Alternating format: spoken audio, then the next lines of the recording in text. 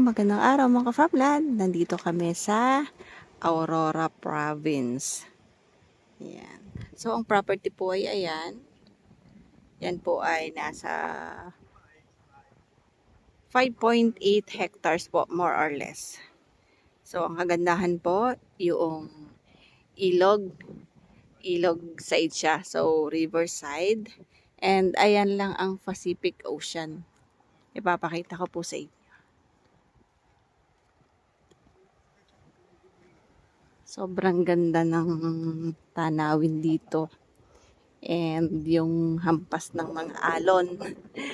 Nakaka-relax po. So, ayun. Yan. Makikita nyo po sa drone shot yung dagat. So, yan po yung Pacific Ocean na po yan. Sa area diyan. Ayan po. Dagat yan. Napakaganda talaga. Blue ang tubig. Then, nandun kami kanina, yung ano niya, yung kanyang buhangin, sobrang pino. So, yung tabang, ito connected doon sa dagat. So, maganda yung maganda yung ilog. Ang kagandahan dito sa property, dinidevelop na po. So, along Barangay Road siya. Malalaman nga po, pag halimbawa, sinurbay or sinukat, kung nahagipan ba itong property na ito. So, ito po ay economic zone po, magiging dinidevelop as tourist destination dito sa Aurora Province. So, ayun po, yung may bako doon, yun po yung boundaryhan ng property. So, papaganito. Papunta doon sa may mga niyog.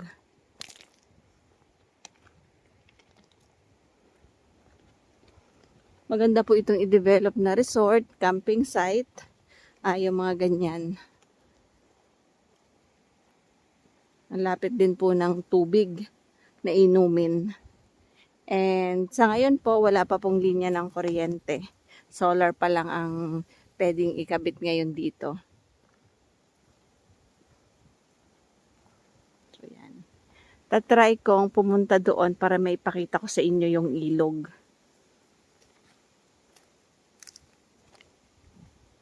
Mahaba ang frontage nito sa sa kalsada, dito sa ginagawang kalsada.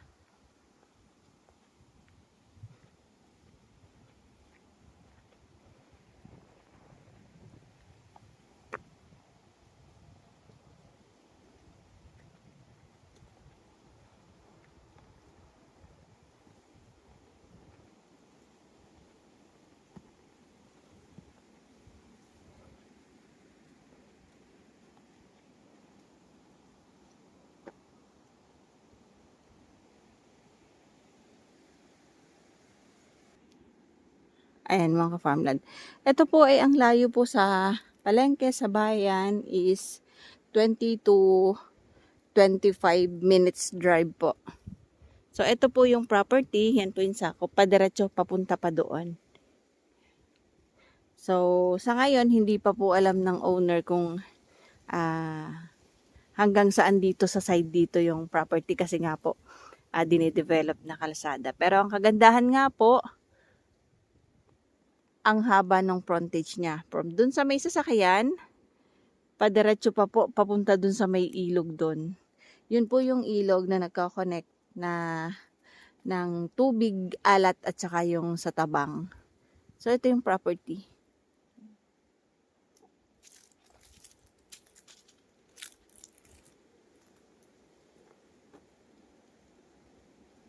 Ito po ay located po dito sa lalawigan po ng Aurora Province po ito. Barangay Kulat, Sitio Kasapsapan.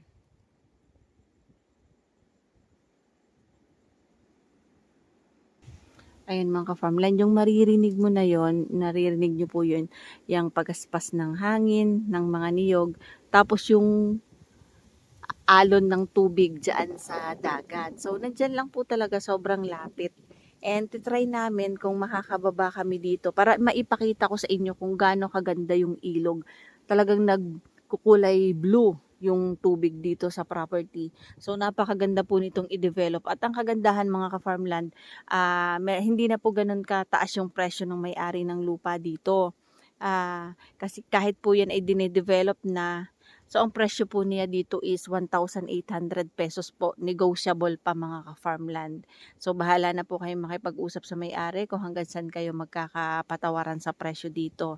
So inuulit ko mga ka-farmland, ito po ay more or less po ay 5.8 hectares.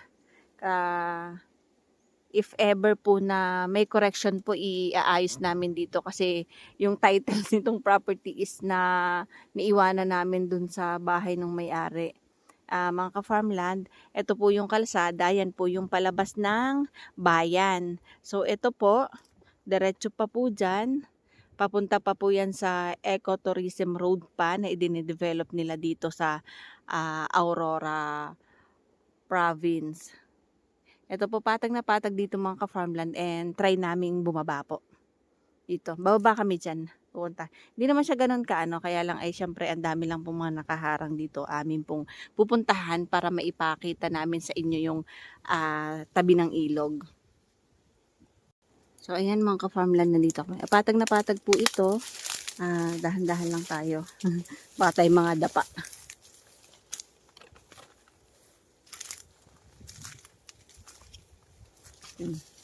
So patag na patag itong property.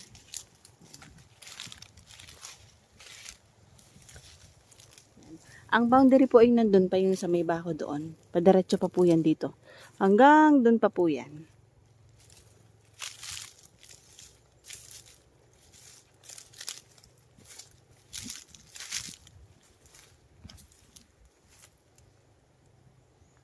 So yun, yung naririnig nyo pong ugong na yon, yun po ay yun na yung ugong ng dagat.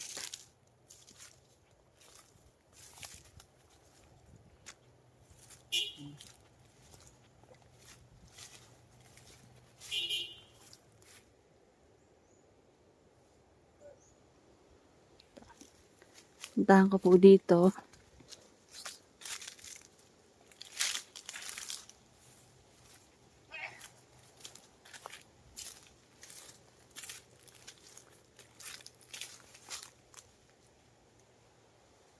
So ito po ay madaming niyog.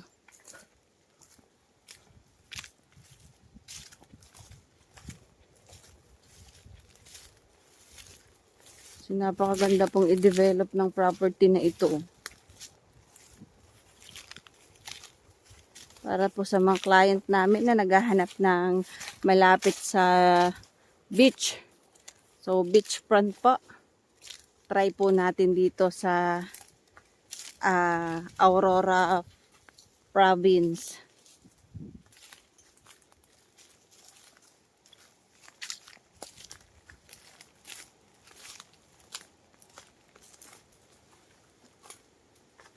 Yan. Ito po ay konting ayos lang, konting tabas-tabas lang. Ganda na po itong property.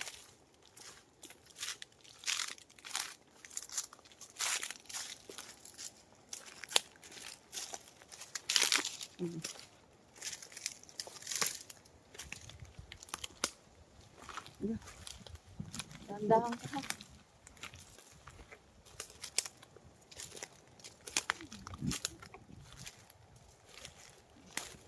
Kuya ta, makita yung ilog.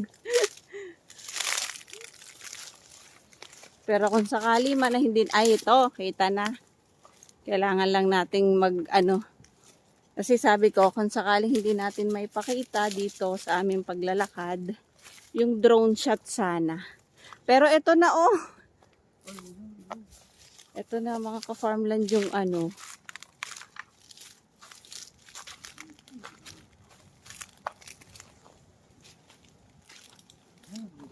ayan, Bakawan. Andito na po kami.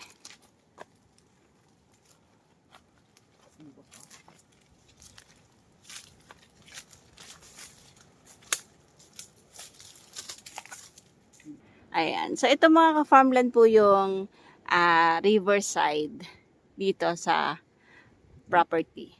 So, ayun yung beach. Yun o, kitang-kita nyo naman. Yan. Diba? Napakalapit niya sa beach. So, kung i-develop po ito as camping site at saka resort, napakaganda po nito. So, meron kang floating restaurant dito. Yan. Ito po kasi yung tabang. Tas ayun po yung alat. So, yun po yung harap po, Pacific Ocean na po yan. So, nandito kami sa may puno ni Mr. Ka Farmland para po makapag-video dito sa property. Ayan. Kasi kanina, nandun po kami, hindi kami makakatawid kasi mababasa kami. So, umikot po kami dito kasi along the road lang po naman itong property. So, ayan. Ito yung madaming mangrove, mga ka-farmland. Ayan. Ganda po nitong i-develop as resort, camping site. And kahit naman sino pwede pong gumamit ng beach. Ito po ay more or less po nasa 5 hectares and 1,800 po per square meter ang presyo ng may-ari ng lupa and negotiable naman po yun. Ito po ay titulado, mga ka-farmland. Yan. Ito po yung yung tabi ng property. So, Bakawan, madaming mangrove. Diretso pa po yan dun. Yan, papunta pa po dun. Tapos malaki po yung frontage niya sa kalsada. Patag po ang property, mga ka-farmland, at sobrang ganda po dito sa Aurora Province.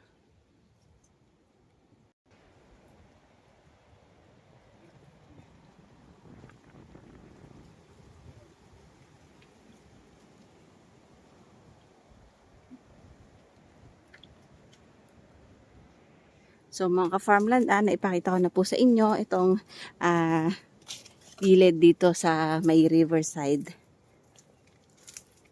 Sabi ko nga sa inyo, kahit masukal pa yan o aking papasukin para naipakita ko sa inyo ang property. Kaya lang, syempre, samahan din natin ng konting ingat kasi minsan hindi natin inaasahan nandyan yung ating mga kaibigan na alam nyo na.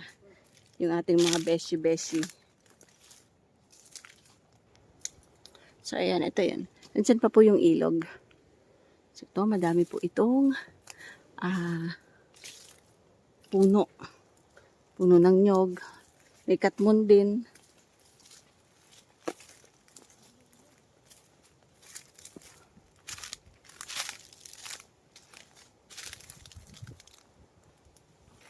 So, ayan. Parang naligaw na tayo. Wala nang daan tao din eh. So, nandito pa rin kami sa loob ng property.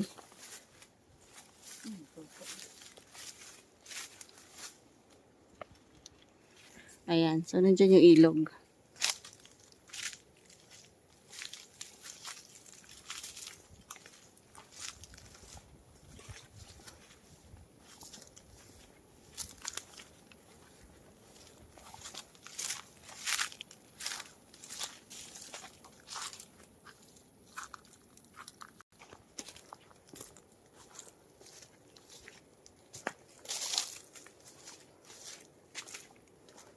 Yung naririnig nyo na ugong, yun po yung dagat.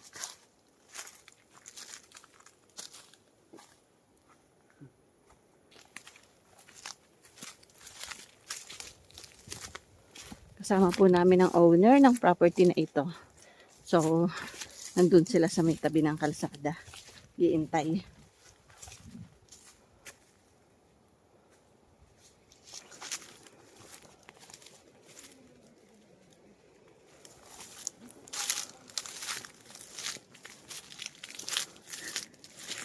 Ang init ng panahon ngayon, mga ka-farmland. Inuulit ko po. Ito po ay located po sa Barangay Kulat, Sitio Kasapsapan. So, dito po sa Kasapsapan yung magagandang beachfront. Itong property po ay along river lang. So, hindi po siya beach. Pero napakalapit po sa beach, as in ilang meters lang po yung layo.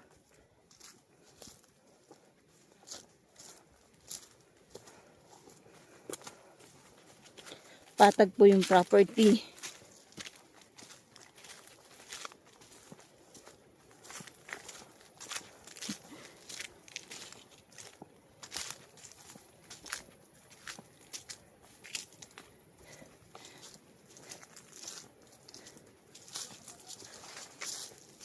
So, ayan mga farmland. Ayan na po yung road.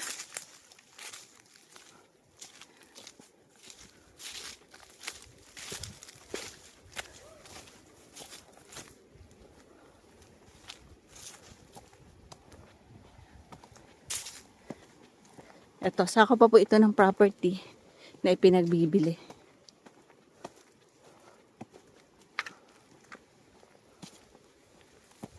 Ayan na po yung kalsada.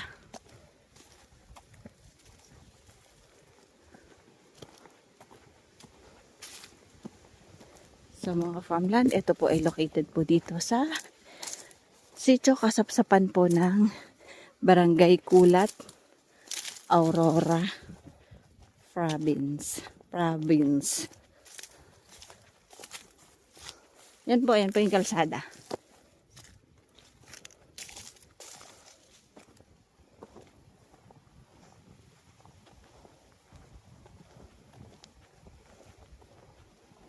Ang laki po nito. Parang nasa 300 meters frontage po siya sa road. So, paano mga farmland? Bye-bye po. See you for the next videos. So mga farmland, ito po may boundaryhan pa yung ilog dyan. Papakita ko muna sa inyo bago po ako magpaalam. And ipapakita ko din po sa inyo mamaya yung drone shot nitong property. So ayan, sako pa yan at doon nga po yung boundaryhan niya.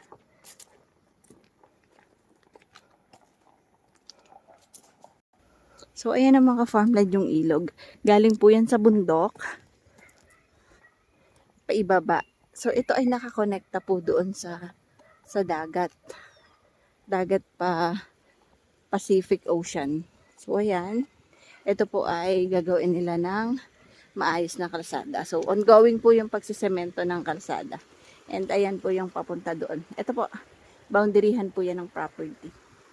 So yan po ay tabi ng ilog.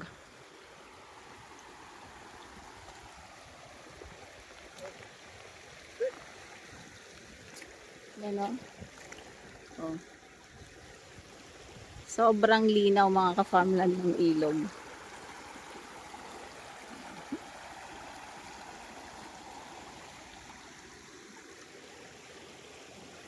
Ito po yung tabang na nakakonekta doon sa papunta sa Pacific Ocean.